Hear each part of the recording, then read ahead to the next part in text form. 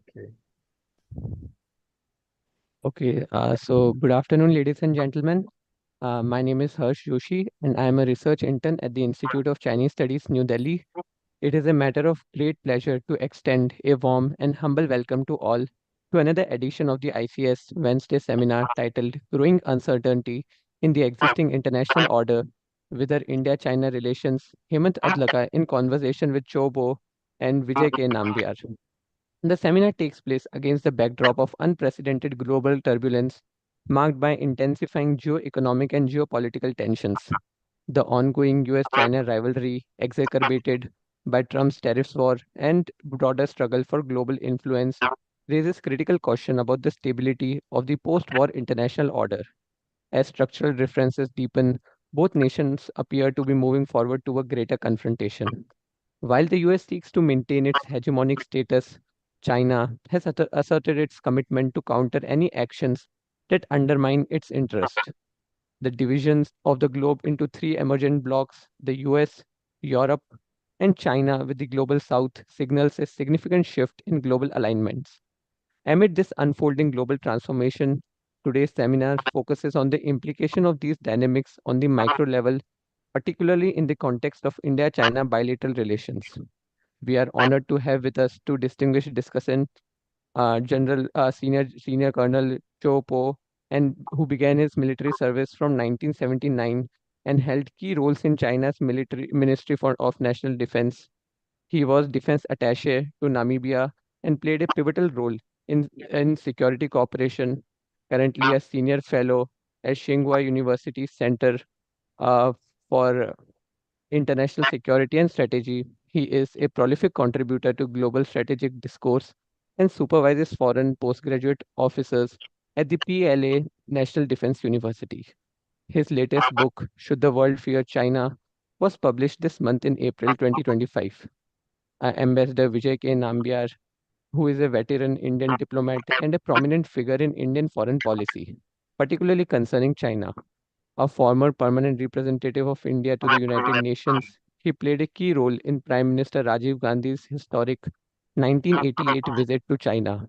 His diplomatic assignments have taken him to Beijing, Pakistan, and several other strategic locations. He has also served as Deputy National Security Advisor and a Special Advisor to Kofi Annan and Chief de Cabinet to Ban Ki-moon. He has also contributed as advisor on Myanmar.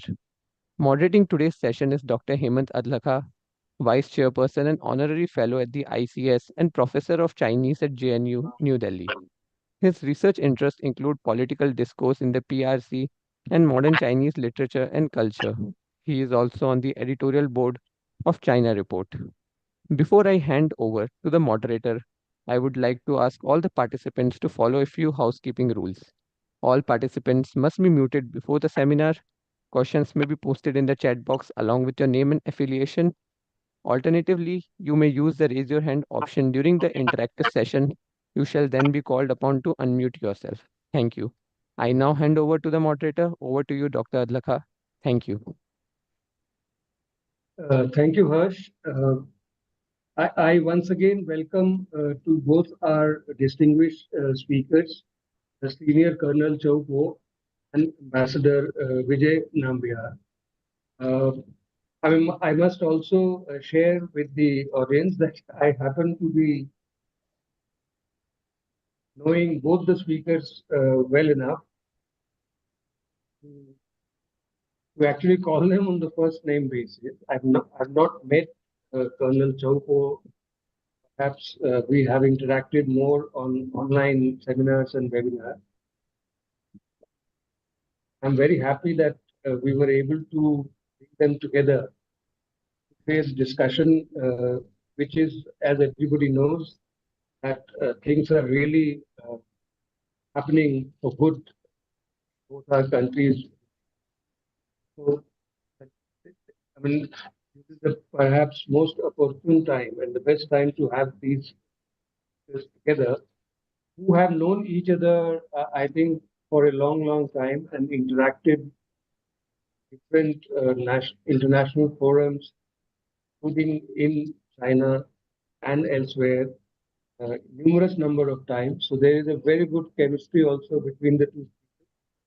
And that will help us perhaps have a very frank and perhaps informal discussion today, as Senior Colonel Choupo prefers that on such an important topic, we should be not sliding into narrow issues and think of larger picture and discuss things at a larger level. So I think we will be able to do that. And as I am speaking, I must also tell you about a very latest publication by Colonel Choupo. You can see the front cover picture on your screens.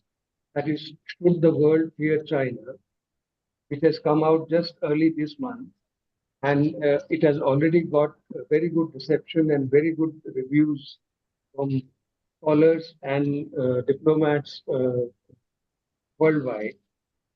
And I'm sure I have not read the book because it has just come out, but I have read the introduction and I had read some one chapter which was available on one of the websites. And this book also talks about India-China relations and about India, along with many other issues. Sorry. So with that brief introduction from my side, let me straight away begin this dialogue or conversation. We will have one or two rounds of question answers between us, and after that we'll open it for the question and answer session from the audience. Picking up from the thread, as the explanatory note gives the context and the background to today's discussion, my first question to Senior Colonel Choupo, you is, please tell me if I'm audible and if you can follow me. And my question to you is that all of us know that the current situation is very full of uncertainty, and there is no clear understanding to anybody of where we are heading, where the international order is heading. So in this kind of a scenario, I mean, what do you think? Is it good for China or is it bad for China? I'm asking this question because you yourself have also mentioned this in your introduction of the book. And otherwise also in China, everybody perhaps agrees that the earlier or the prevailing international order has benefited China the most, if we can say that. And if that international order is now being questioned or being destroyed, let's say, then whether it is good for China or it is bad for China. What are your views? Thank you, my good friend Hammond. Although we have not met each other virtually, indeed, yeah, we have talked to each other so many times virtually. So it's a great pleasure for me to have this opportunity to talk to so many Indian friends about this increasingly important relationship. My answer to you question is yes, it is good for China in long term. So in short term, definitely we're going to bear some browns, yeah, of this kind of economic, sanction on us. But I think we can go through it. It will be fine. Because maybe this kind of pressure would actually make China reform more about his own domestic economic structure to make it even more less dependent upon the United States. Because what is the difference between Trump's first term and the beginning of second term is that we have reduced somehow the dependence on the export to the United States. Then we have to talk a bit about Trump administration. Many people ask me, what do I think about he's indiscriminative bashing on the world. My answer is I really don't know what he's going to do next, right?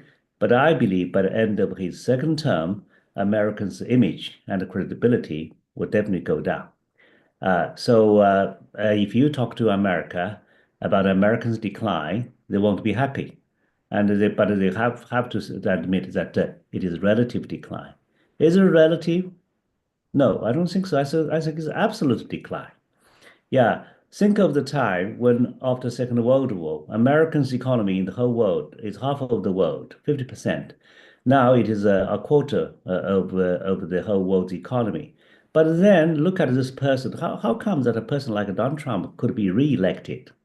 Yeah, isn't the most obvious phenomenon of Americans' decline a man who has even instigate the mobs to take on Capitol Hill, something that won't even happen in an African country. Yeah, and who is the largest declinist? It's not Cynical Joe who would say America has declined. It's Donald Trump who actually has to describe the United States in a state of carnage. And then he's the man to make America great again. So he won the first election, right? So you are right. You know what? We don't know quite well where we're heading for, but probably there are already good indications as to where we're heading for. For example, in the Munich Security Conference that I attended this year, the title of the report is multipolarization. Yeah. So the argument is we don't know whether the world is one polar, multipolar, or no polar, but this kind of trend is definitely, yeah, a thing. And I believe this is the first time that the Munich Security Conference has come to kind of conclusion. Because in the past, they always use the titles to express kind of feeling, such as lose-lose, or where is the international order falling apart. Yeah, or Western less. But this time, yeah, multipolarization gives you, for the first time, a sense of direction. So coming back to your question, I believe we could have some short-term pain, but in the long run, I think it is good for China. Yeah. Can't hear you. Okay, sorry, and thank you for pointing that out. I muted myself. Am I audible now? Yes. Okay. I find it very interesting, Ambassador Nambia, that our friend Colonel Chobo, on the one hand, says that the current instability and uncertainty in the international order is perhaps some pain in short term for China, but in the long term, it's good for China.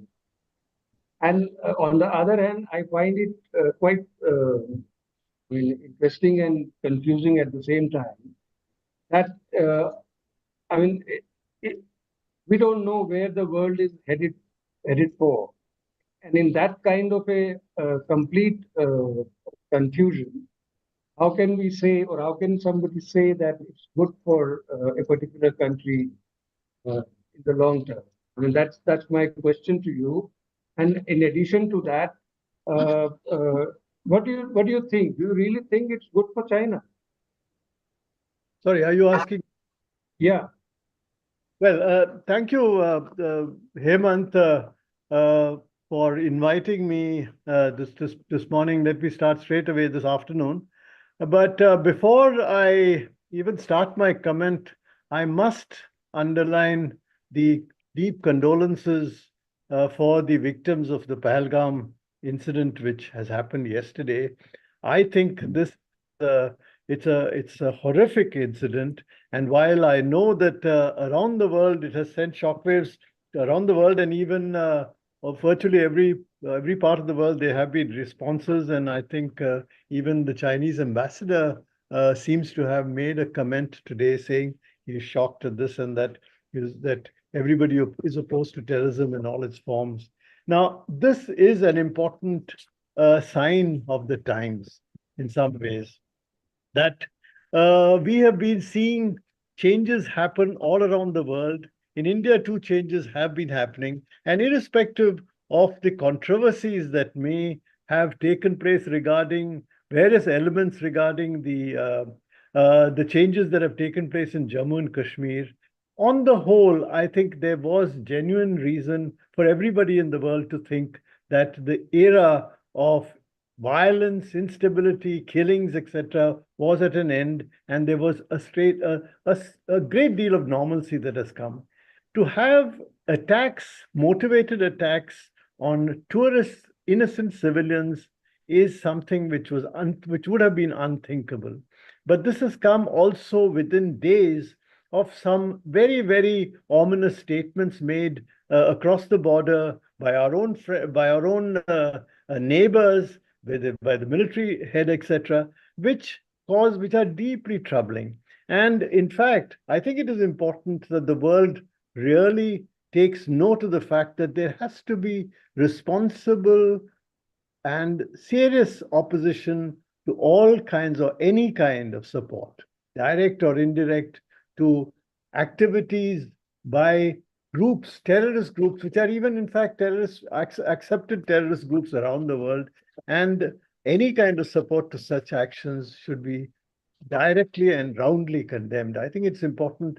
Obviously, from our point of view in India, despite the shock that it has caused, obviously we will take a very cold and objective view of how things are, and there will have to be repercussions. There is no question about the repercussions. Now, in terms of the changes that are taking place in the world, I'd like first of all to mention to you that my whole approach to India-China relations, in some ways, is not very, I could say it was influenced by the preparations which we had made in 1988 for the Rajiv Gandhi visit and the famous meeting we had that the then Prime Minister of India had with the senior leader of China, Deng Xiaoping, when he talked about the 21st century as being the Asian century. And he did at that stage say that unless the growth and prosperity of both China and India were assured, it would not be an Asian century, and that he was convinced that important contributions to this end would be made, and there was need to cooperate between India and China. Now, we have seen that since that time, China has made a great deal of progress in terms of its own comprehensive national strength, its influence around the world, the kind of position that it has taken in the world. And therefore, it is natural to say that today, in terms of how the new world will be shaped, what kind of order will be shaped, irrespective of what order comes about, there is no doubt that China will play a predominant part in that new emerging order. But I don't know if there's going to be order. That's the big point. What we are now seeing is in fact a progressive breakdown of any kind of order, and that, I think, is not only from one side. It is coming from the United States in some ways, or P5 in the United Nations have actually, in a sense, called the shots right through. And there has been, over the years, over the last several decades, whether it was in terms of, particularly in the post-Cold War, there's been a series of active actions that have been taken under various, mainly by the Western countries, who have sought to, in a sense, try to shape the post-Cold War order of things in a manner which has been almost totally directed towards the enhancement of their interests, expansion of the Western alliance and things like that. And that has caused a great deal of instability and suspicion, particularly among the countries of the global South. Tomorrow, we are going to have the anniversary of the Bandung. And, whereas there has been so much of, in a sense, opening up of the formerly decolonized world, most of the South, the global South today, are helpless before the activities of the major powers. And to some extent, I think it is not only the Western nations that have been. I think today, all the great powers, and in fact, I think as much when national interest comes, double standards are there. You can see it by in most of the P5. So in some ways, I think that the growth of the post-Cold War order has been, in a sense, uniformly against the interests of many of the global South countries. China is growing increasingly in terms of national comprehensive national strength, has helped to balance this imbalance to a very large extent, I admit. It has actually helped to build a much greater degree of the sense of the need for the rationalizations of the Chinese government over the past, including the community of the common destiny, etc., are good. But I don't think that the actual policies followed necessarily in over the years have been that altruistic. They have, to a large extent, also been self-serving. And I think it is important to recognize that in any emerging order, there's to be a much greater degree of balance and, let's say, a degree of consideration of the interests of the global South. In this emerging order, while I agree that China's contribution will be very important, and it will have to balance the interests. And while I will not possibly necessarily agree entirely with Colonel Jobo when he says that relative decline or absolute decline, I think the United States is still far ahead of the rest of the world, both in per capita terms and in terms of leadership in innovation as well as in technology. I do agree that there is today a huge lead which China has taken in particular sectors of innovation, in particular sectors of technology. But I think if you take the overall balance, there is still a huge lead which the United States has. And while I would say that the policies of the new US government have not exactly, it is not an epitome of stability. Obviously, there is a whole series of stochastic action which is being taken by the new US president, and there's a great deal of unpredictability. I am not sure that this is going to, in a sense, result in a very rapid decline of the US or of an irreversible breach between the members of the Western Alliance. So while I do agree that multipolarity should be encouraged as the new as the major contour of the new order, and in that multipolarity, in that order that stresses multipolarity, there will be greater emphasis certainly on the importance of the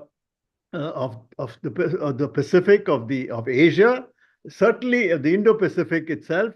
I think at the same time, we do need to see that there is a greater degree of balance with regard to the development of the interests of the world as a whole.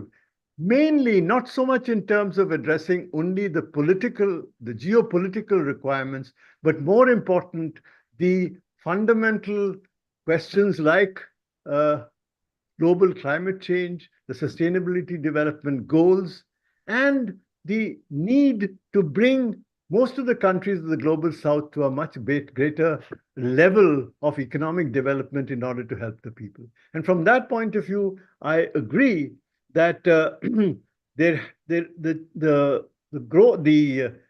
is less need for the world to fear China, but there is more need for the Chinese also to understand and reach out to the world as a whole in a much more open and transparent manner.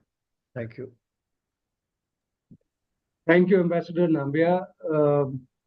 I mean, just to carry forward the dialogue, I have now a lot of new ideas and questions after listening to the opening statements from both of you.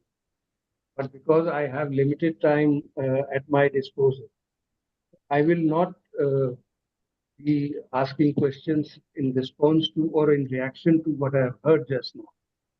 But maintaining the continuity of the discussion, let me now turn to Colonel Choupo and just picking up or taking a cue from what Ambassador Nambiar just now said, and I think he repeatedly mentioned the emerging order, this phrase. So Colonel Choupo, I mean, is there actually an emerging order in this disorderly situation in which we are finding the world today? Is there any emerging order? Number one. Number two, I mean, multipolarity, fine, but this whether it is decline of US already or whether US is declining, and if that is now resulting or indicating that the world is moving towards a multipolar world, I mean, that is still, I think, far from reality. What actually is happening today, we see the three power centers emerging. One is the US based, another is China based, and the third one is, if I can say that, is the Europe based. So, but it's very difficult to say that these are the three multipolar centers emerging. So, in this situation, number one, my question to you is, do you think that there is an emerging order in this state in which we are today? Number two, how do you see the word getting shaped? I mean, I just mentioned three power centers, which many scholars are talking about taking place in this disorderly situation. So, please, your views. Right. Herman, thank you. For us to think about the world order issue, first of all, we have to let me clarify that I'm a man who never buy this concept of liberal international order. I don't believe there is anything like this, in the world now as in the past. Let me just spend some time to tell you why. It is only until 16th century, people have actually developed some idea about how the world really looks like through da Gama's visit to India and through Columbus' visit to America. So that means all the maps before that were simply wrong. Yeah. And then I give you another example, Britain. Yeah. Britain has conquered so many so many countries, but it is still not able to conquer the whole world. And what does that mean?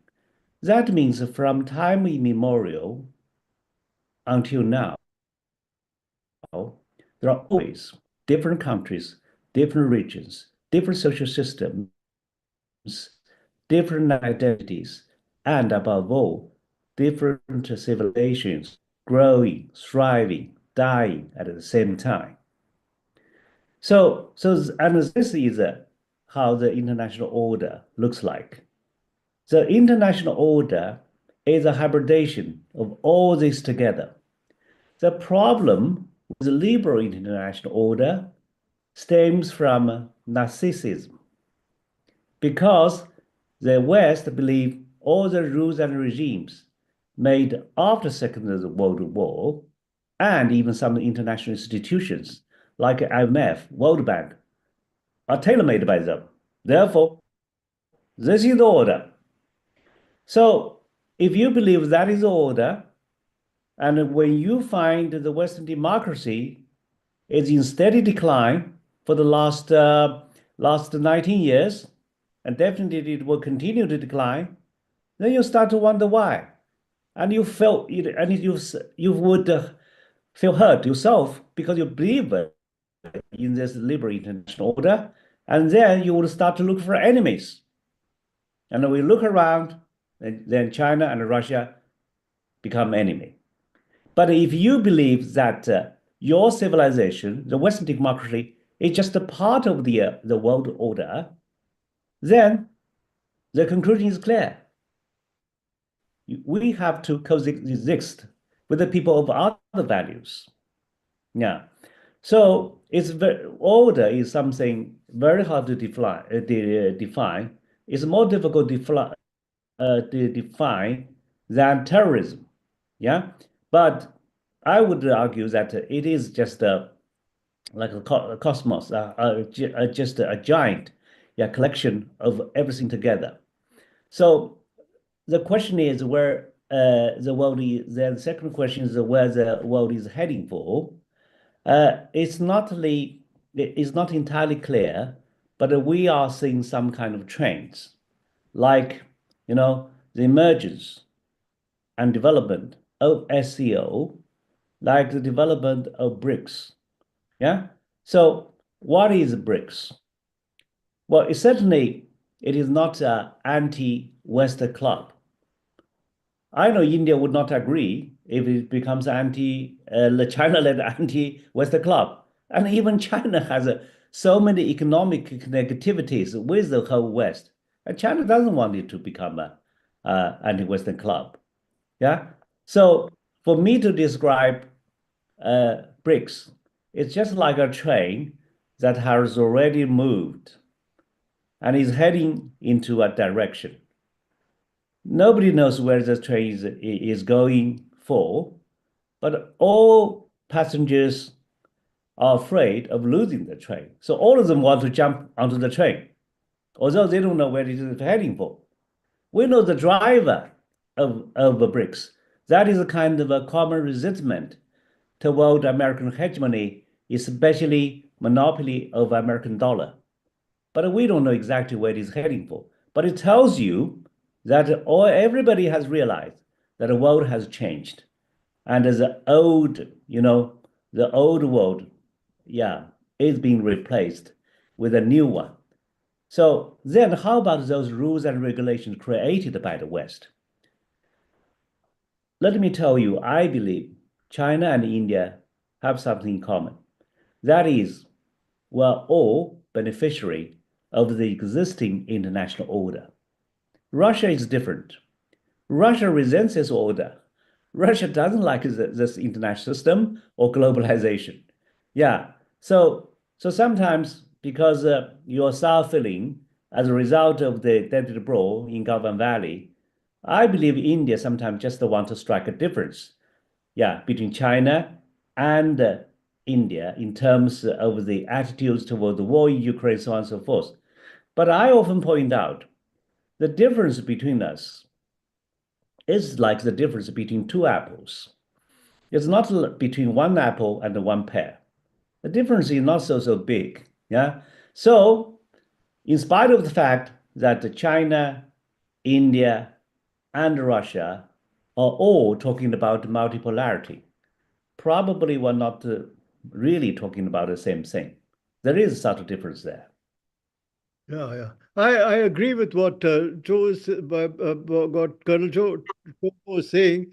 I just want one point to my idea of the current world order, if you may, not current, but the world order is represented in the UN, for better or for worse, is something which has come after the Second World War. And while it is true that it started with a great deal of let's say the victorious powers who had decided to, in a sense, share the benefits, as it were, of a post-world system among themselves by introducing the idea of P5 around the rest of the world. The question is, over the years, the process of decolonization, the growth of countries and into membership has changed the situation and has resulted in a burgeoning of a kind of world order which represents some of the values which were of benefit to most of the 193 countries that eventually became members of the UN. And it is that kind of order which, at least whatever its differences and difficulties, has actually helped to focus on many of the issues that are of importance to developing countries of the global south. And it is this particular order which has over the years needed to be preserved. And as Colonel Joe has said, both India and China to some extent have a vested interest in a continuation of this order represented in a UN which I would suggest should be a reformed UN. Of course, because today, in terms of many aspects, the UN badly needs to be updated, and it should not serve only the interests of 1945. In that sense, it is true. And while you were talking, I do recognize that the way in which countries like Russia has been taking an globalization or globalist stand in recent terms. And in fact, I think there are people like Alexandra, what is it, Dugin, I think, who's been talking about a second Yalta in the news. I don't know if those are which will result in the main civilizational, let's say, entities building zones of privileged interests. I don't know if that is, if today is a day and age in which zones of privileged interest for some countries as against others is even relevant. And I'm not sure that even China will be willing to look at that kind of a new Yalta 2 kind of an approach. What we have to look for the present, in the absence of, I mean, even though as the current idea of world order is, in a sense, in shambles, it is fraying at the edges and sometimes fraying at the center too. What you need is a radically revised order on the basis of the a reformed United Nations. I think that is very important. While it is true that there are other organizations like the BRICS and the SCO, etc., which have come in, these could play roles which are at best supplementary and additive, and in terms of adding to the various, let's say, influences that the UN has come to represent over the years. And today, you have a UN which is not only, as they say, the first UN, there's the second UN, there's the third, and there's the fourth UN too today, which represents not just member states, it represents even non-governmental organizations, intellectuals, and these are the ones which you have to increasingly look at. Thank you. Okay. Thank you, Ambassador. I think I'll quickly now switch over to the second part or second round of our conversation. And with Colonel Choupo's permission, I think I'll take up his latest book for our discussion in the second round. And as I had shown the front cover of the book in the beginning of this discussion, the book is called Should the World Fear China? So let us spend some time listening to Colonel Choupo about the book he wrote and also some questions related to that. My first question is, of course, I read the introduction part, and to be fair to you, you have said in the opening line in the introduction also that the title was not your idea. In fact, you were frequently asked this question in the interviews you gave in the West. So you thought of using this as the title of your book. But anyway, since you've written the book with the title, I mean, I'm very curious to know, what is this word the book is talking about, which is afraid of China?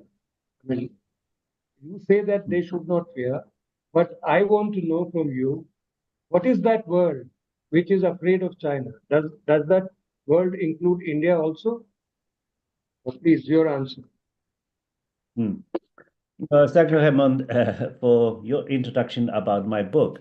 As you have correctly pointed out, the title of the book, which is somewhat sensational, is actually not my idea, because it happens to be the first question asked to me by the famous German magazine called the Die Zeit. I didn't expect that. He just said directly, tell me, Colonel, should the world fear China? Well, I blah, blah. And then I really forgot my answer, but I have remembered this question since. For me, actually, this is not exactly the question. It's not whether the world should fear China. It is whether the West should fear China. Here, actually, I would say the West, as attitude toward China is very much ambivalent. Yeah, it's so uncertain. And in just like in a Taoist way of describing this, it is China's rise. It looks inexorable, but whether it is good fortune or misfortune, yeah, that is the fundamental question. I think my answer, of course, is that the world should not fear China for a number of reasons. You see, China, first of all, as I point out, has benefited from the existing international system, whatever it is. So China should have no wish to overthrow it. Second, China's rise has been peaceful. It's also relevant for me to talk to the Indian audience about this, because the only example we could find about use of force by Chinese soldiers, by Indian soldiers, is just that incident in 2020.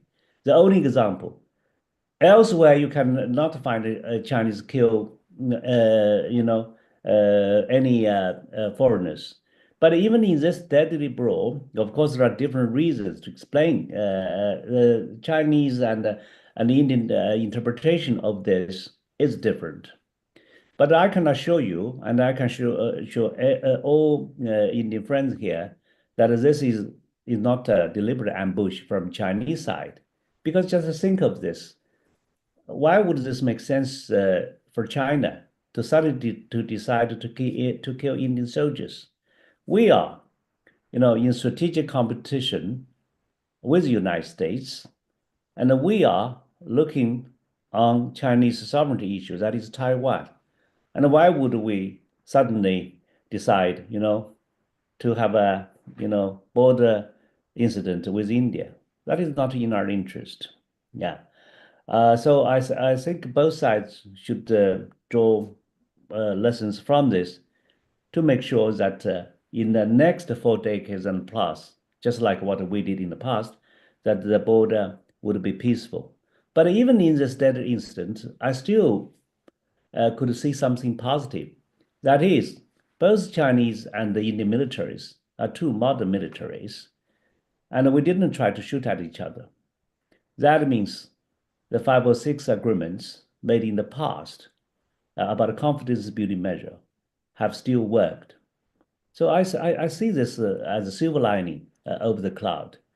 And I believe that the future, of our relationship is bright. Because of what? Because there is another force, that is the force of the market. Even after the deadly brawl between us, which we must be very frank about, still bilateral trade, went up, and it has been growing. And now the two governments are talking about measures, to improve this relationship, such as a direct flight and so on and so forth. So generally speaking, I'm positive about this relationship.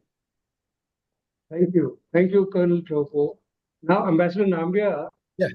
before I turn to you, I'm reminded of what Colonel Chopo just now said, that China does not consider India as the enemy, in the sense that America is the problem here, especially Taiwan and other issues. This reminded me of a similar statement or expression which Mao Zedong had used in the late 50s or early 60s. Mao had said that, India is not China's enemy. China's enemy is imperialism and social imperialism. And we know what happened in 1962. So, coming back to you, Ambassador Nambia, Colonel Chopo has just very categorically tried to make it clear that certainly India should not fear China, and that is talking about his book. What do you think? If I ask you straight away, do you think that India should be fearful of China? Especially when you said that as in this emerging order, and we don't know where the world is headed for, and China is definitely going to play a major role in the emerging order. Do you think that there are reasons for India to be fearful of China? Look, Hemant, my response to that would have to be a little. What is fear? It's not a question of fearing anybody. Obviously, you can't call a civilizational entity like India as going to be fearful of any other country or civilizational entity. It's not a question of fear.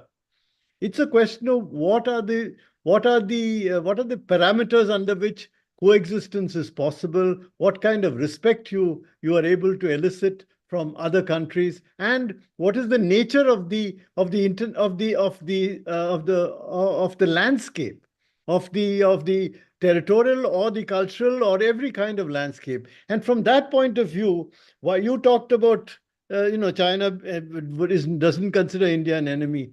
But in fact, right from almost up to 2007, 2008, when the economic situation between China and India, or in fact, till the end of the last century, as long as I was ambassador from 96 to 2000, the situation as regards the mutual kind of view, the way in which we viewed each other, right up to perhaps what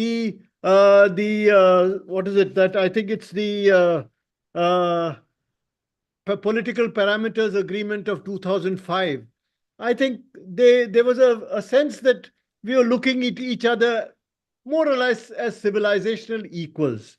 But then China took a huge leap in terms of economic development. And then it, of course, it's radically changed its situation in terms of its economic power. Today, in PPP terms, it is the largest in the world. And half the world's chemicals, half the world's ships, 2/3 of the electric vehicles, 80% of the consumer drones, 90% of the solar panels are all produced. Now, at this stage, you say that people that people should not fear China. Obviously, it's not fear. It's a kind of intimidation, a certain sense that we will be overwhelmed, we will be held to ransom by, in terms of economic and other ways. That sense of dependence is something which people would not want to have. And it is not fear from that point of view of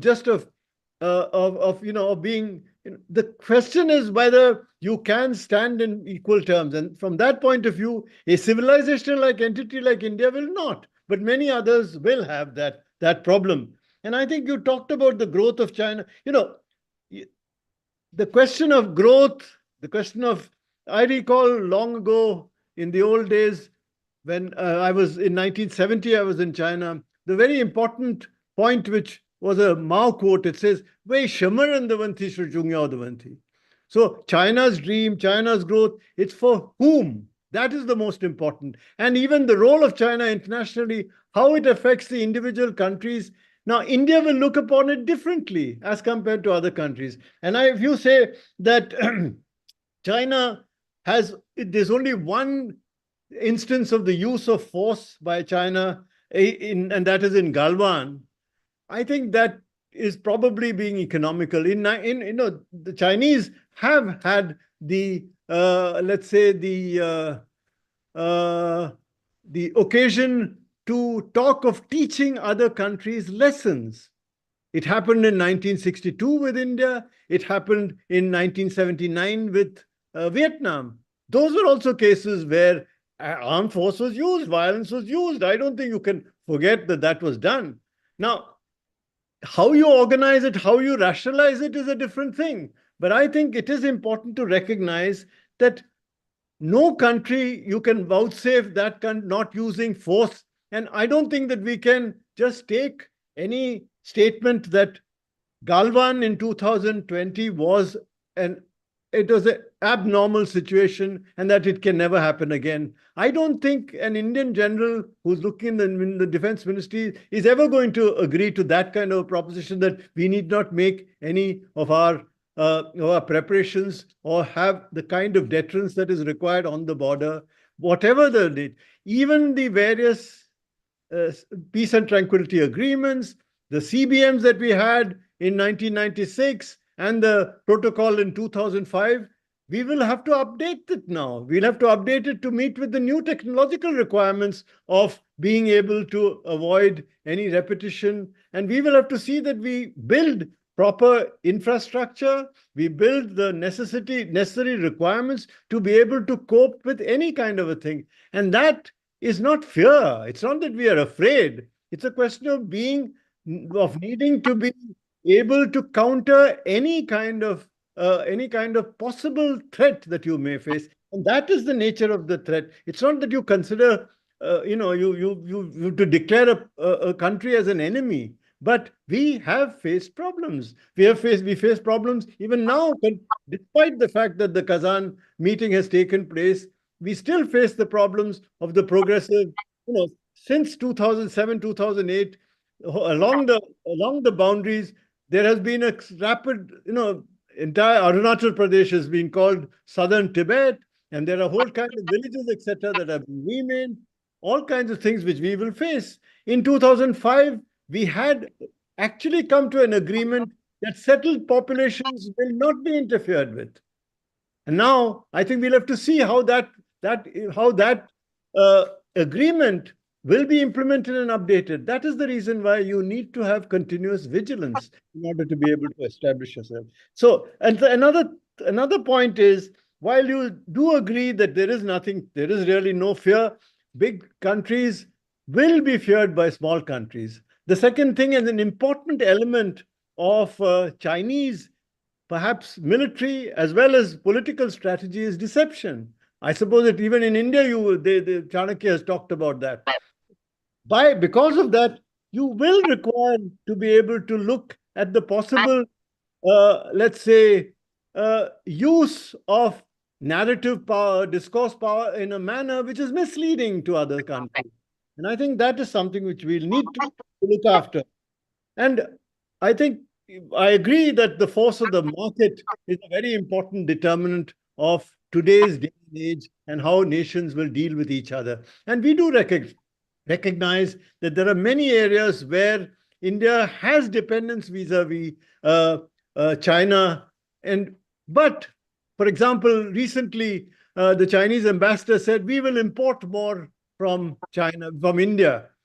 But he had so many caveats attached to it. For example, will the Chinese side be willing to undertake that for over the next few years, for example, by 27 or so, the Indian exports to China will be about $50 billion. Is it possible for us to get to some kind of a concrete statement of an undertaking? I think that is where you can see whether the sense of whether you fear, whether you're afraid, or whether you have a sense of, the situation has to be worked out in a manner where the circumstances of the market do not overpower you.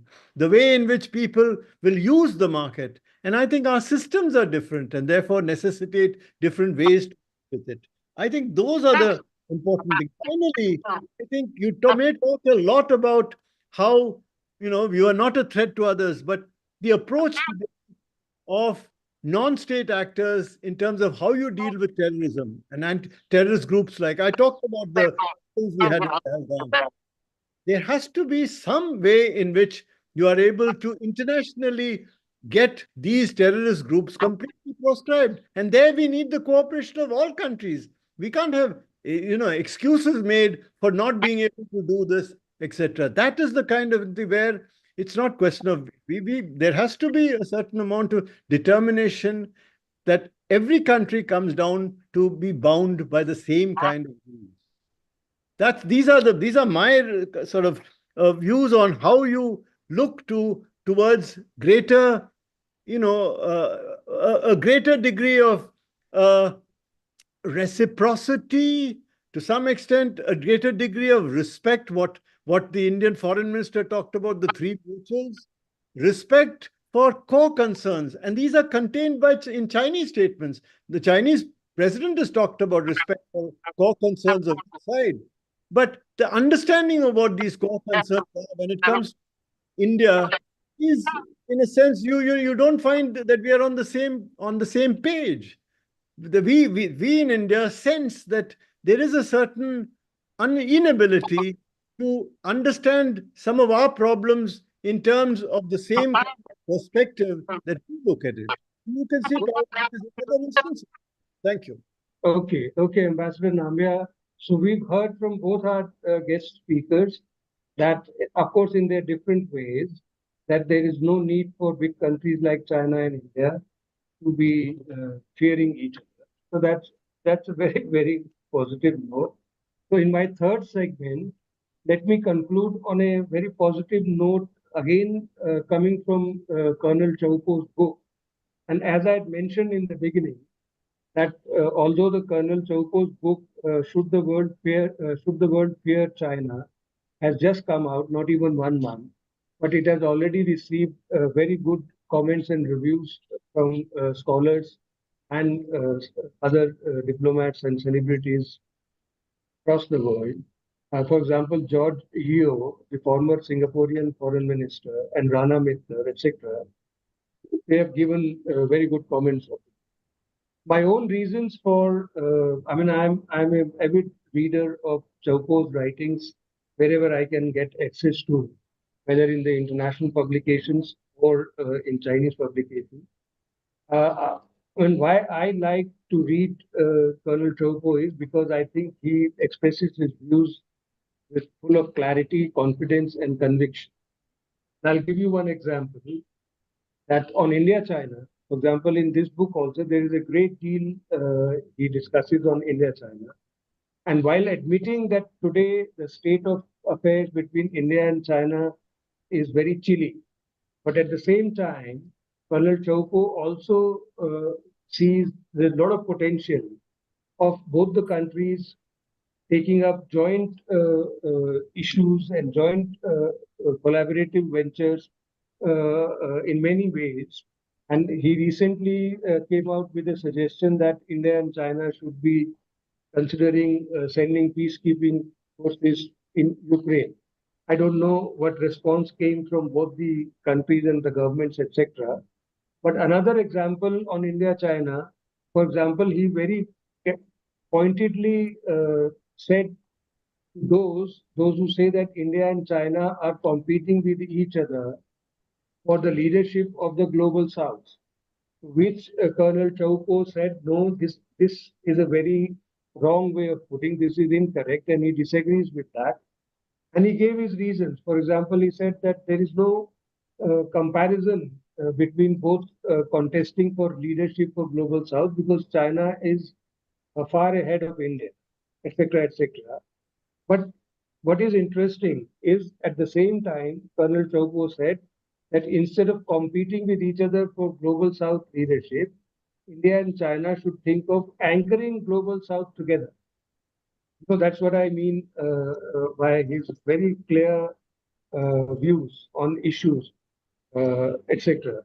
My question now to Colonel Chaupo is that in this uncertain world, where according to Ambassador Nambia, that perhaps a new emerging order is taking place, in this kind of a scenario, do you think there is any potentially any possibility of India, China anchoring together on certain issues or not?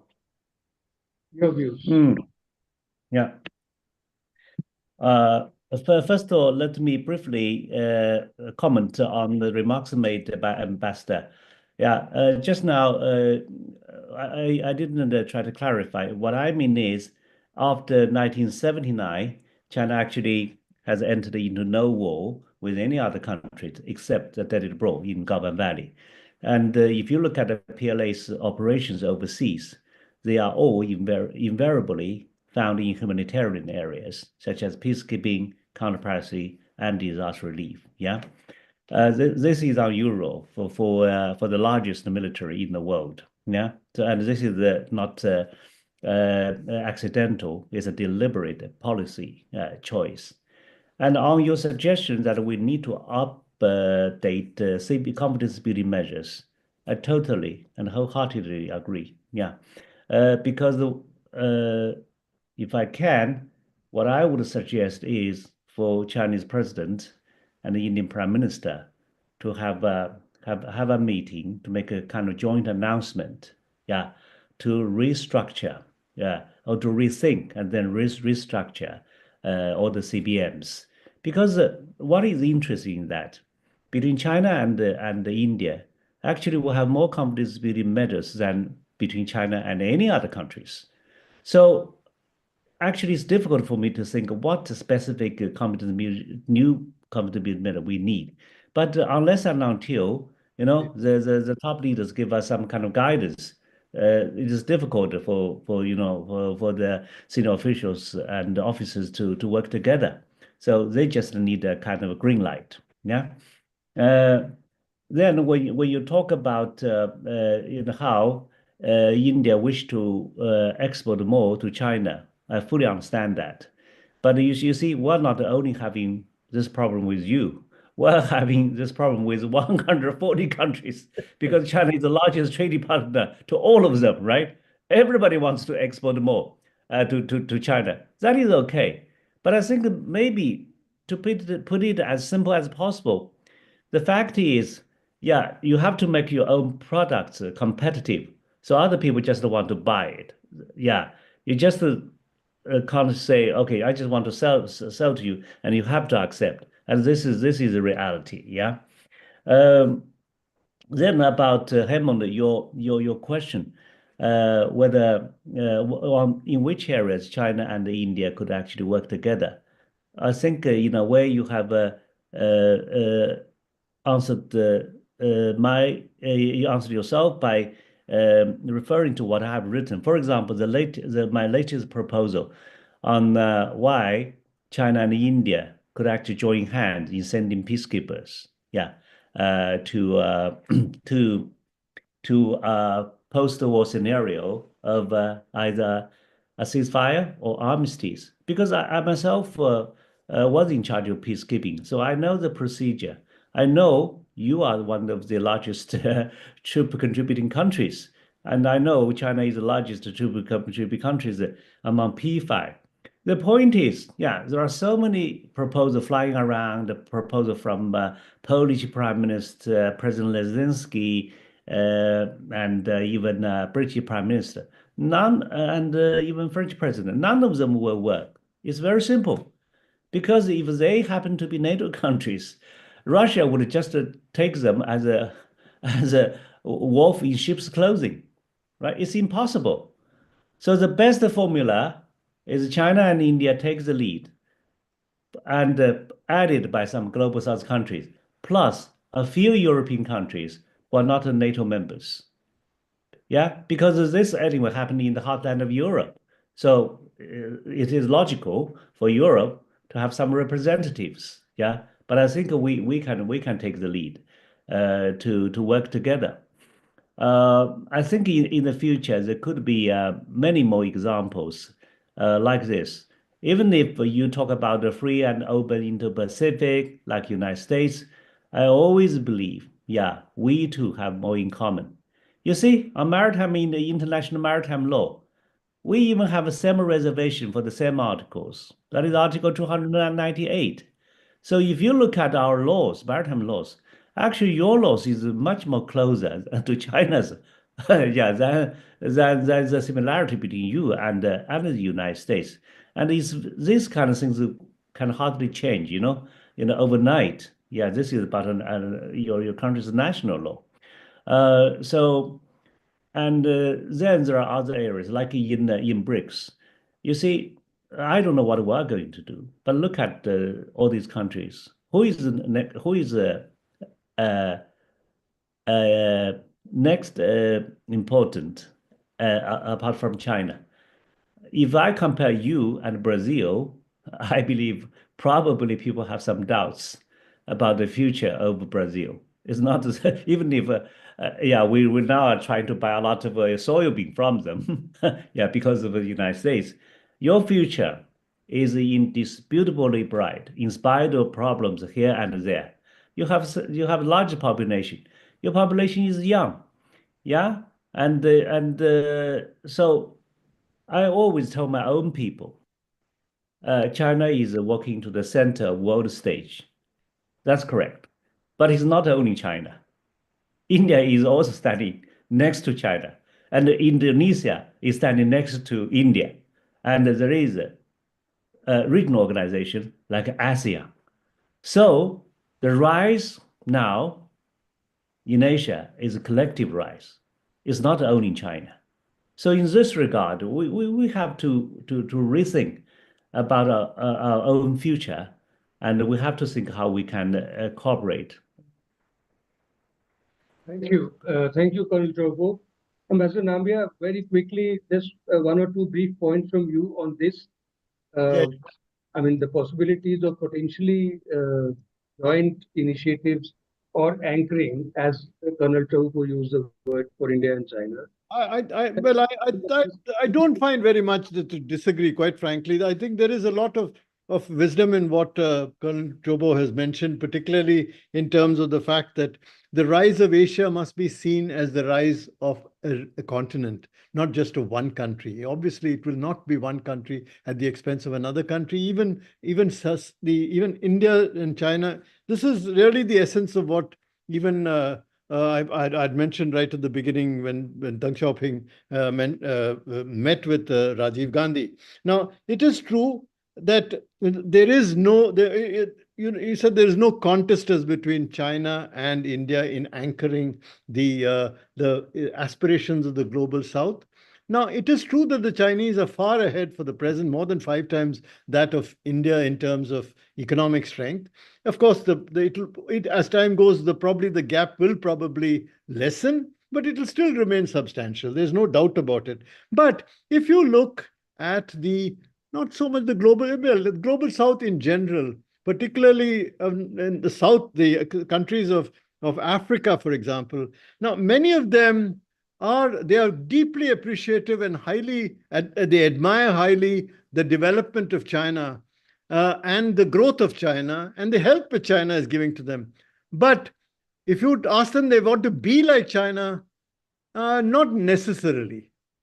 Whereas in India, there is a different approach in terms of the Indian experience with much of Africa. Much of our experiences, they share with in a much greater way. And therefore, I'm not saying these are differences. These are differences, and we should be able to leverage our differences in the way which best suits each of us. India in its own way, China in its own way. And these should be the independent anchors, as it were, of the growth of the building of the global South. And it doesn't really matter how more powerful, how bigger the one is as regards to the other. What we need is to have a collective commitment to the interest of the global South. Now, there is ground for suspicion among some countries that, they even say that, India wants to become a permanent member of the United Nations Security Council. Some of them ask us, how can you guarantee to us that when you become a permanent member, you won't be like the other permanent members? I mean, it's quite possible, and you need to be able to convince them that you have their interest. And quite frankly, this is something which is we need to be careful that when we are at a particular stage, you start criticizing the bigger powers. Once you reach a particular stage, you say, you must recognize that there are compulsions on our side too. Obviously, there are compulsions, but there is a larger question of credibility and of narrative power, etc. And that is very important. And there, I think, so far, while I think China has played a very major responsible role. Today, I agree that today perhaps the president of China, Xi Jinping, is perhaps one of the most credible leaders of the world. But then I would say that so is our own prime minister. There is a certain sense of there is need to build that credibility in a manner which enhances let's say the confidence of the world that we are moving in a direction where the interests of the smaller countries will be looked after in an organization like the United Nations. And that is why, to an extent, I think that while we may keep criticizing the United Nations, and I think most Indians criticize the United Nations only because they don't India is not a permanent member. Otherwise, it's all right. There is a lot that the United Nations is doing, and there is a lot that it can do and it needs to do, and for which it needs to be reformed.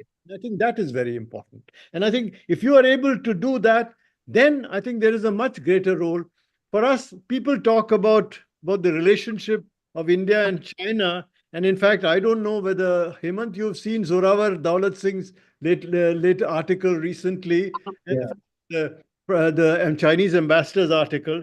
But he talked about our needing to adopt a give and take approach now rather than in the future, when the difference between our two countries, because there are many people who say that we need to wait, use strategic patience and wait till the gap between India and China is much less in order to be able to push some of our political problems towards resolution. He says you should do it now, and that we should enter the Chinese, what he calls, he talked about the Chinese as the supply chain center, as it were, of the world. I agree to an extent that we need to be able to talk on our differences, to develop, and be able to move in a direction where there is much greater exchanges, and some of we are able to increase on economic and other areas also. But it will have to be balanced. And while I will not go as far as to talk about cooperative competition, which Nirupama Rao has talked about, I think we'll need to be somewhere in between. We'll have to, it doesn't have to be competition everywhere. I think there will be competition in some places where you have to do. And I think Blinken, which you talked about it, on the US-China relationship. I think this is something which is a reality. And India is too big a civilization to be able to be seen as pushing only on. We will have to build our equities with all countries, whether it's the countries of the West, whether it's China, whether it's Russia. And I think that will continue. Thank you. Okay, thank you. I mean, just one quick comment from me on the give and take this thing. But I mean, my view, and I may be wrong, but I think give and take is the train left the station long ago. I don't know how to bring it back to the track. Anyway, we'd had a wonderful 1 hour of discussion, and I wish if we had more time with two wonderful speakers, we can go on whole day.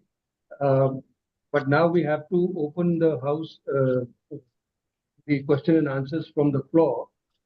So I will request, although we have some questions already in the written form in the chat box, but I will first request the participants who are still with us to raise hand and ask their questions directly to the speakers.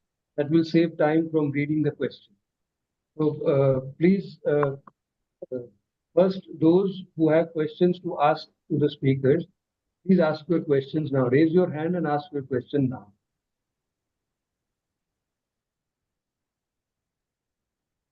Alka, are you there? Would you like to begin? Yes, I'm there, but let other people have a chance. I've been absolutely riveted to this discussion. Amazing, very, very. Let's start. I think what we'll do is, Hemant, let's read it out. It'll be faster. So let the MC just start reading them off one by one. Harsh, are you going to be reading? Yeah, I will read them. Oh, quickly.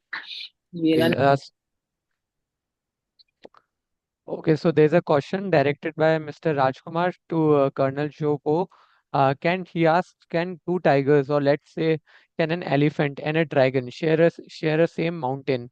Meaning, can China and India share a world geostrategic space on some kind of understanding by rectifying the discrepancies of geostrategic understandings of Asian Relations Conference and Bandung Conference? Well, I would say this is often a kind of description of a dragon and the elephant dancing together.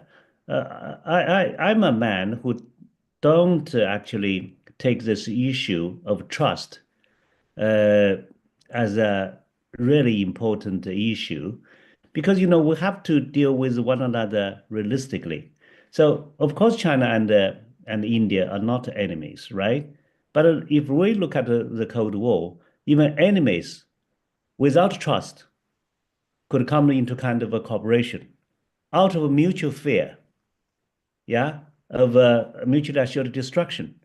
So I'm one of the few people in China who don't take this kind of question of trust so seriously. In Asian culture, I think people more would like to talk about trust. So I guess this bottom line, since this doesn't matter that much for me, since we're far from being enemies. So I believe there are simply plenty of rooms for us to talk and to cooperate. For example, I missed one point. I was thinking, because I raised this issue to other Indian friends, whether we could cooperate in outer space issue or not. Do not only think about anything happening on Earth. Think about outer space, because in outer space it is becoming increasingly congested and contested, and it is also becoming more and more lucrative, right? And in terms of our military capabilities, both China and India have demonstrated our capability of targeting and shooting at the satellites, right? But then in outer space, basically there are two schools. One is China and Russia, which calls for no placement of any weapons in outer space. While there is another Western school which said, no, what you said is too idealistic. It is impossible. We have to have instead responsible behavior. So I'm just wondering, where India is standing. Because for me, why really have enough trouble on this? Why should you have weapon placed on orbit to strike back our own planet, our own homeland? And I would even suggest, Chinese could be generous enough, open-minded enough to let some Indian astronauts to work in Chinese space station, right? So what kind of harm would that do? Yeah, probably for Chinese to see some Indian astronauts in some Chinese Chinese space station, that would be most significant and symbolic to show that China has goodwill to develop our good relationship with you. Mr. Rajkumar directs another question to Colonel Chopo. He asks, will PRC reject BRI structure to make India and other major powers like Russia and others as a partners rather than current structure of only participants and having the whole and sole authority left only to PRC to make the international order more multipolar in real terms on the lines of UN, BRICS and other multilateral organizations? Well, I think BRI is an issue for India, right? I understand your argument, and I think it doesn't really matter because we cannot just force India to join, and it's totally up to you to decide. But my general answer, as I said earlier in my early talks, I believe it's so natural, yeah, that we, as the de facto largest economy by PPP, as pointed out by Ambassador, and you, as a country that will soon become the third largest economy by the end of 2030. Yeah, there are a lot of rooms, yeah, for us to work together. I think so. Okay, Mr. Rajkumar directs question to Ambassador Vijay K. Nambiar.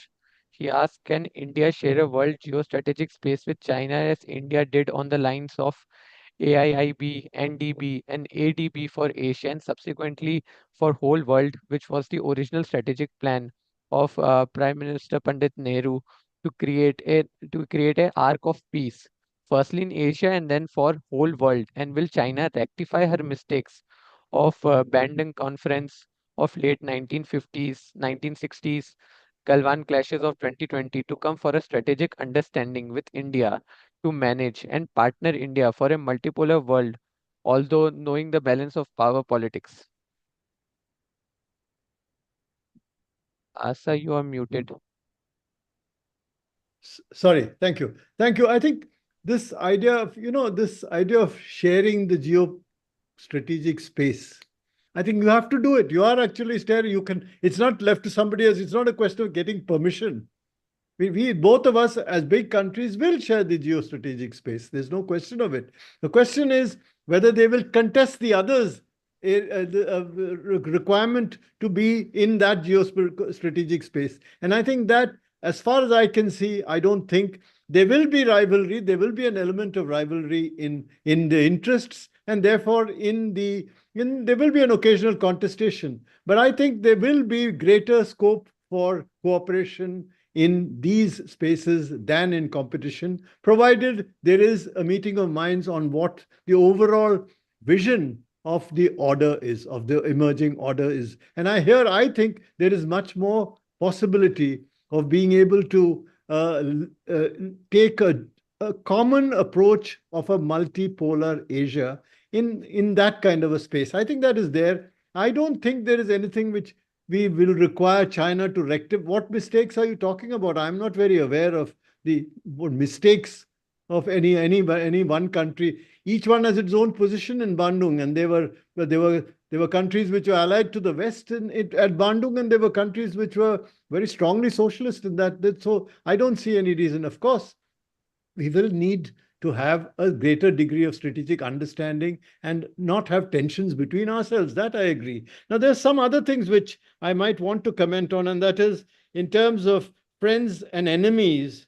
I don't know. I mean, I'm sure that Colonel Tobo knows that famous Kissinger statement when he says about the US that it is dangerous to be an enemy of the US, but to be a friend of the US is fatal. So I don't know. That is true probably of all great powers. That's not necessarily true of only one country. As you become greater and your interests in the world grow, even your friends begin to be a little cautious when they approach to you. So it's true. And secondly, somebody talked about tiger and the elephant and the dragon dancing on the mountain. The world geostrategic space is not one mountain. I mean, it's a large space. And I think there is reason for us to be both working together and working occasionally at odds with each other in this space. And I think that is natural. As Colonel Trobo said, you don't think in terms of trust, in terms of, in those terms. That is, you can't. Everybody verifies, even though he's willing to trust. That's something which happens. Now, I agree with Colonel Jobo about the reason for the possibilities of cooperation between India and China in outer space, and particularly, I think it has been in the past, at least as far as I'm aware, in my own exposure to multilateral work, particularly in terms of weaponization of outer space, India has been opposed to the weaponization of outer space. Of course, newer technologies are coming, and the nature of the weaponization of outer space is changing today in the world, and therefore there is need to look at it from a slightly different angle. But I think the broader principle of the need to prevent space from being weaponized, I think, is eminently laudable. It's a very important principle for us to have. I think that is perhaps as much as I can say. Yeah, thank you. Okay, so there's a question directed by Ms. Rapai Maliakal to Dr. Adlakha. She asks, the three power centers you mentioned leaves out some important areas.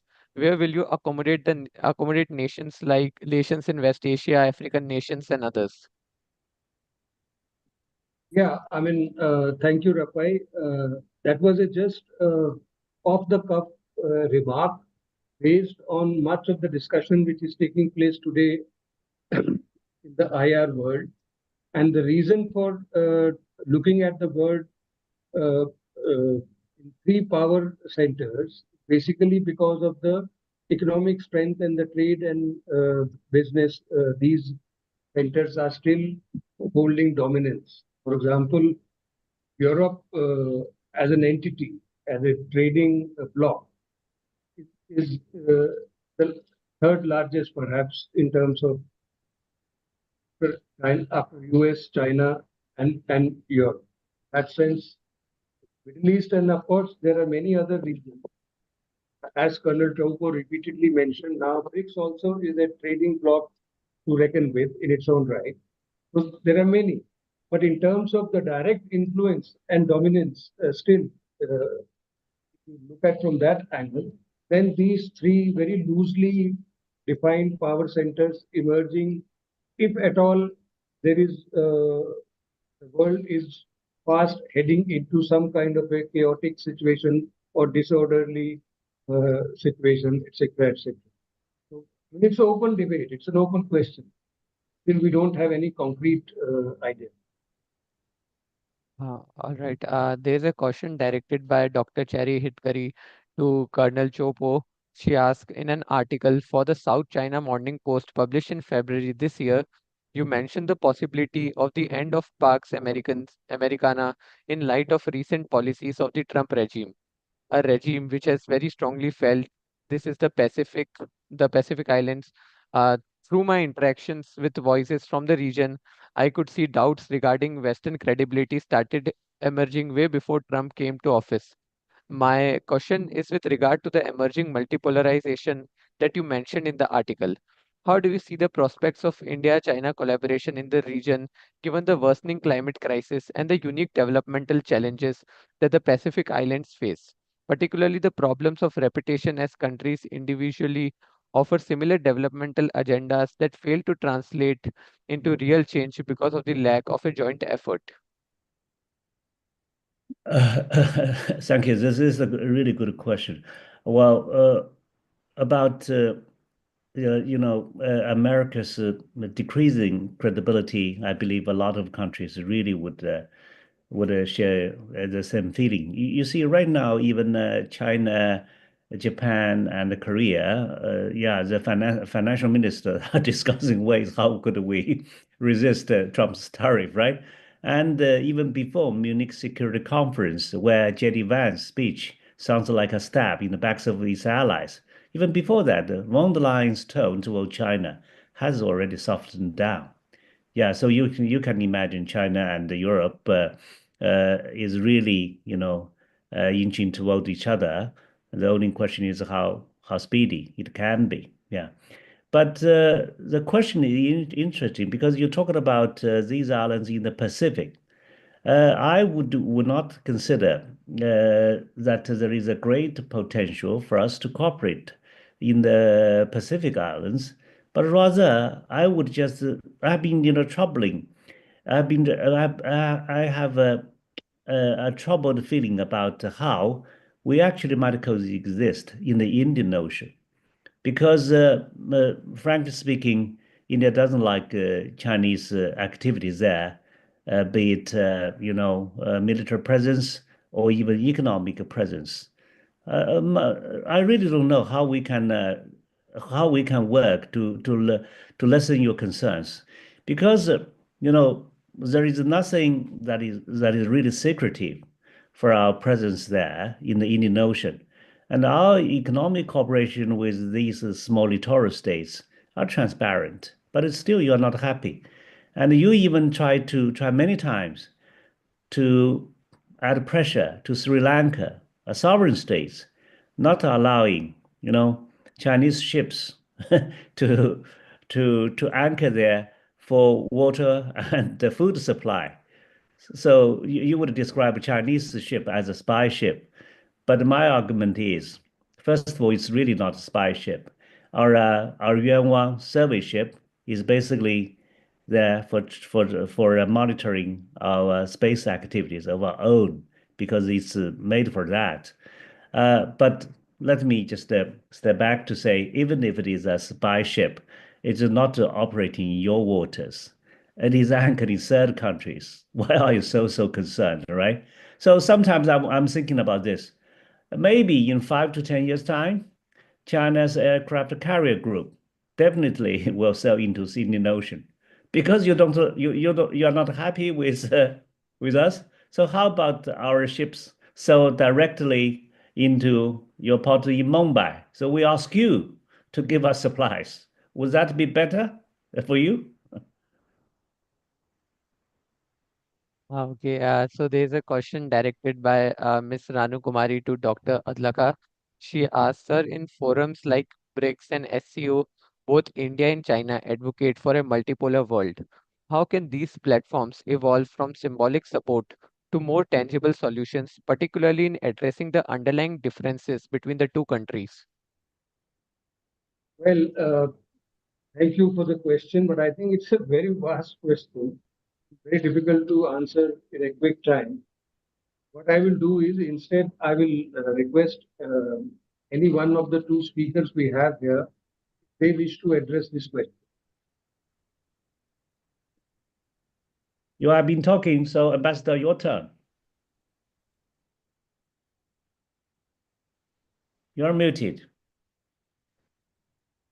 As I said, organized forums like BRICS and SCO are various forums where a lot of concrete projects of cooperation are being undertaken both in the economic and various other fields. And I think while there will be some varying contrary interests between, I don't think there will be any major conflict of interests which is irresolvable between these countries. And therefore, I think that it is possible to address the underlying differences between our two countries in order to move forward. On a broader sense, of course, there will be competition between big countries like India and China for better degree of, let's say, leverage with individual other countries of the BRICS. So that is the nature of the relationship. There's nothing to be ashamed or to be afraid of that. I think we should look at it openly and transparently. I think that's the best way to move forward. Okay, might just add a few words. For example, about the Shanghai Cooperation Organization. I personally believe this forum actually is short of vitality. Yeah. So, what are the fundamental issues in this large organization? People talk about terrorism, right? As if it is the root cause. But I have argued, actually, in one of my opinions, which is also found in the book, that I believe the real danger is to prevent countries from having wars. It's not about terrorism. You see, your relationship with Pakistan not so good, and we had a serious incident. And some countries like Azerbaijan, yeah, and Armenia had conflict.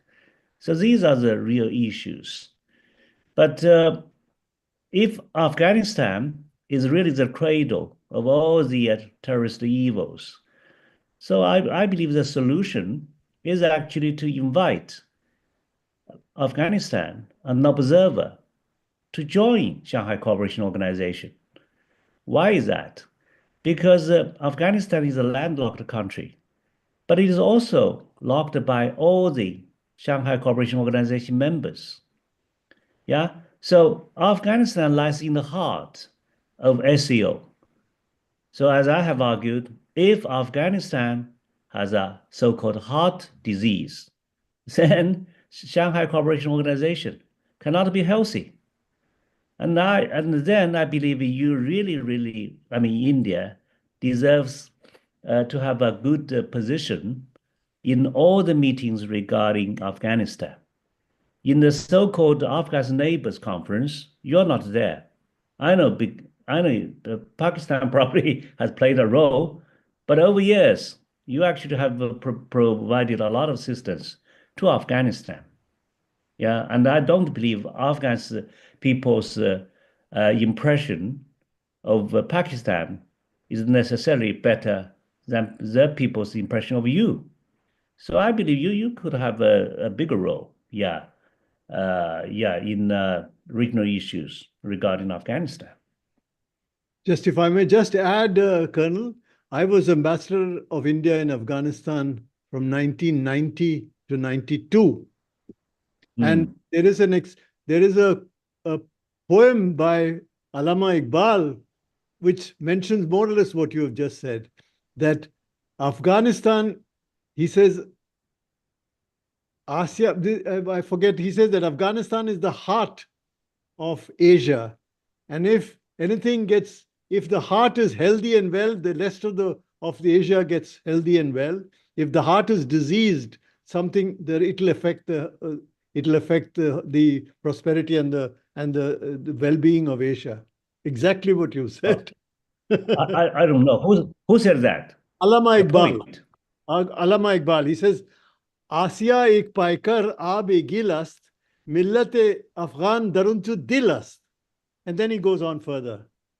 But you mentioned name, but what is he? He's a poet or what? He's a poet. He's a poet. He's a former poet of undivided India historically of India. He Okay. subsequently became, of course, also he's Lahore from Lahore, and he's claimed as the poet of Pakistan. But he's a famous Indian poet before independence. Okay. Okay, so there's a question directed by Miss Arya Singh to Colonel Chopo. She asks, how does PRC analyzes the outcomes of Wuhan and Mahabalipuram informal summits with India? And is third informal summit with India is on the cards?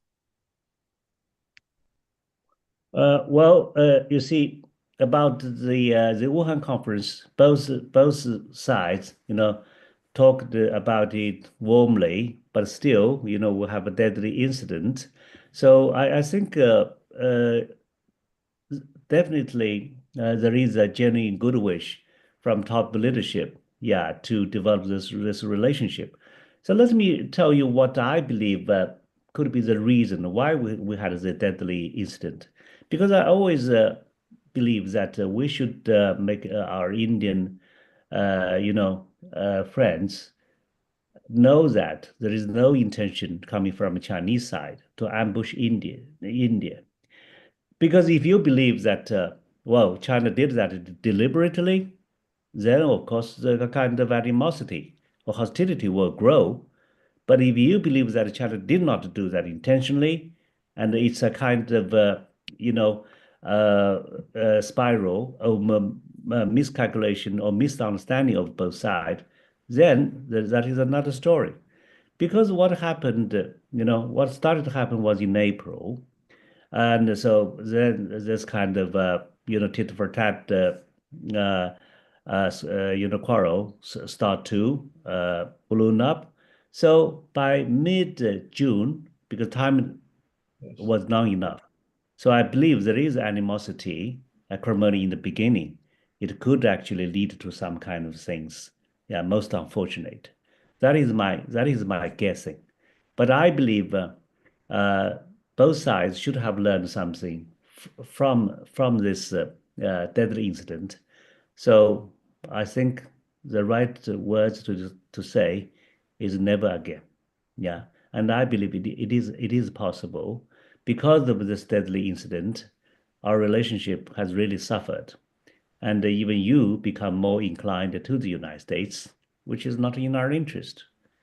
But I always have confidence in your uh, in your independent foreign policy because I, as an observer, I'm watching all this, such as Quad, right? And I describe the difference between Quad and AUKUS. What is the difference? Quad is because of China, and AUKUS is against China. That is the difference. But so far in Quad, I believe it's not moving into a so-called mini NATO, as some people in China have wrongly suspected. Because if you look at the Quad, the only military element is an exercise called Malabar. That's it. And then there is something which has something to do with security. That is a maritime domain situation awareness, yeah, which could be a kind of something general. So I don't believe we are moving in that right direction, because you take yourself as a major power, a big country, so you have a fine tradition of thinking independently, and you are the country who, among others, have coined, yeah, have invented this idea of non-alliance, which I believe came from a non-violence movement, and that has something to do with your great philosophy of Jainism. So I believe you have a long tradition of thinking independently. So actually, I have a lot of confidence in your strategic autonomy.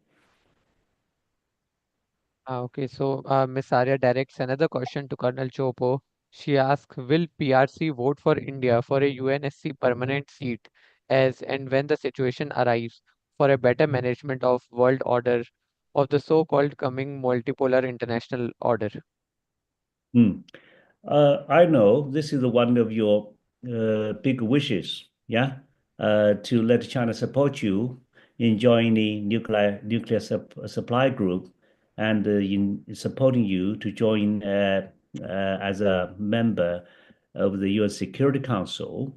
And China so far on this issue of UN is not that straightforward in supporting you. But let's be realistic.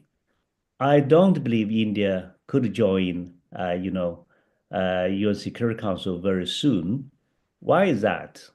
Because the ambassador has mentioned the need to reform UN, but how difficult you can imagine. You see, among the P5s, China actually is a rising power. That means the strength is still growing. But think about France and Britain, or even Russia. Are the strengths really growing? I don't think so. I really don't think so. So in this regard, how can these countries support this small privileged club to become bigger? Yeah? Yeah, China's growing with strength, but these three countries may not be the case. Well, for the United States, its strength is also growing. There could be a debate, right, Ambassador? We could disagree on this. I do agree with you, right? The United States is still powerful, but if you look at the trajectory, I think 50% of people might say something like what I said, right? Yeah. So we have to think about reforming UN as a whole. I believe everybody understand how important it is to reform UN, uh, but I believe it would be challenging. Yeah, I don't know who is holding the key. Mm. If I may add a point to what Colonel Joe has just mentioned, Professor Jeffrey Sachs has recently mentioned it's something very interesting. He says, according to Jeffrey Sachs's assessment, while the proper restructuring of the UN Security Council was likely to remain frustrated for some time to come, one crucial change was within immediate reach. And there he says, by any metric, India merited a permanent seat, and China has been dragging its feet on supporting India's permanent seat, guarding its own unique position as the only Asian power in the P3. But his view is that vital Chinese national interest would best be served and indeed bolstered by an Indian permanent seat on the Council, as the creation of an Asian peer on the Council would win for China a partner in overcoming the US and European resistance to geopolitical change. And if China were to propose such a reform, the other P5 members were unlikely to resist. What is your comment on that, Colonel Joe? I'm sorry, I'm putting you in a slightly unfair position. Yeah. Well, I would say it is quite interesting. Yeah. Yeah. For me to hear about it, I need some time to think about it. Yeah. But I hope his suggestion could be heard Yes. by those Chinese diplomats. Yeah. To look at things in a new light. Yeah. Yes. Okay. Thank you. So there is a question directed by Dr. Abhinav Kumar to Colonel Chopo. He asks, cross-border terrorism is a serious security concern for India, with 20 innocent lives lost in the recent terror attacks just yesterday. How do you think India and China can converge on regional security issues such as counterterrorism? Frankly speaking, this would be very difficult, yeah, for countries to cooperate. Now, as I have mentioned earlier in my example about how counter-terrorist, exercises that are so frequent in Shanghai Cooperation Organization, they actually have not worked that well, except that they are done on annual basis. Yeah, For example, let me give you an example. If you have a terrorist attack in India, do you really need any assistance from China apart from verbal condemnation? You don't need the Chinese assistance. Yeah, you don't need the Chinese weapons. And these terrorists, would just come and go. Yeah, and you just kind of use cannons to strike on them. So this kind of support, I think, in principle, is a kind of symbolic support, unless it is a kind of exchange of information. Yeah, if they come to Chinese side, which is not possible in this case. Yeah. Okay, so there is a question directed by Dr. Chandu D to Colonel Shopo.